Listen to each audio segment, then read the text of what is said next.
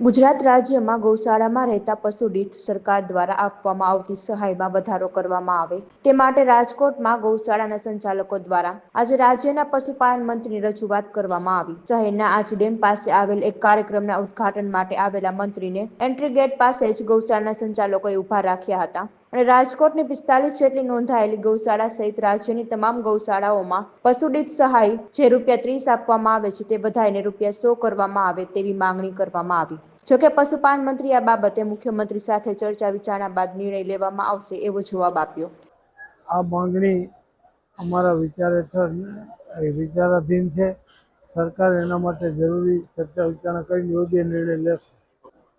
બજેટમાં તો સમાવેશ થયેલો જ છે, પણ જે સહાય વધારવાની વાત છે એના માટે માનનીય મુખ્યમંત્રીશ્રી સાથે ચર્ચા વિચારણા કરવાની હજી બાકી છે અને એ દિશામાં અમે આગળની કાર્યવાહી કરશું। પ્રભુદાસ તન્ના, પ્રમુખ શ્રી શ્રીજી ગૌશાળા, રાજકોટ જામનગર હાઈવે। આજે અમે બધા ગૌશાળાના સંચાલકો રાઘવજીભાઈ પટેલને એક આવેદન આપવા આવ્યા છીએ। અમારું આવેદન એક જ છે કે મુખ્યમંત્રી ગૌ માતા પોષણ યોજના હેઠળ જે પશુ દીઠ ₹30ની સહાય મળે છે એ સહાય ઘણી જ અપૂરતી છે અને અમારી માગણી અને લાગણી એવી છે કે આ સહાય ₹100 કરી દેવામાં આવે।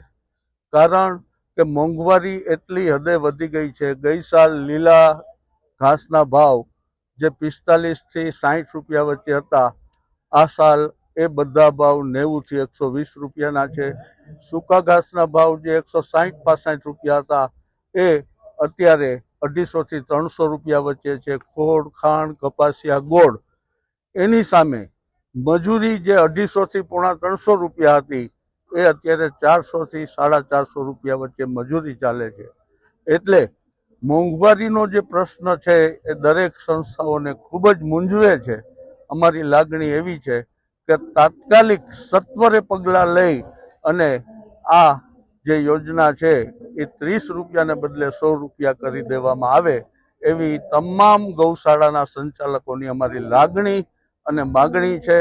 અમે એવી આશા રાખીએ છીએ કે સરકારશ્રી અમારી આ વાત ધ્યાને લઈ આ જ બજેટની અંદર ₹100 પશુ દીઠ કરી આપે એવી અમારી હાર્દિક લાગણી। રાજકોટમાં અંદાજિત 42 ગૌશાળાઓ રજિસ્ટર્ડ ગૌશાળાઓ છે। એ સિવાય અન્ય નાની નાની ઘણી ગૌશાળાઓ છે, પણ 42 રજિસ્ટર્ડ ગૌશાળાઓ જે છે અને જેની અંદર માતબર પશુઓની સંખ્યાઓ છે એ સંસ્થાઓને અત્યારે ખૂબ જ આર્થિક નાણાકીય મૂંઝવણ પડી રહી છે।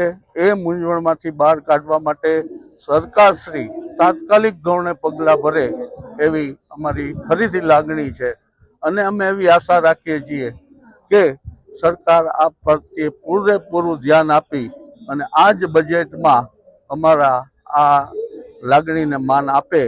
કારણ કે દાતાઓની પણ એક મર્યાદા છે।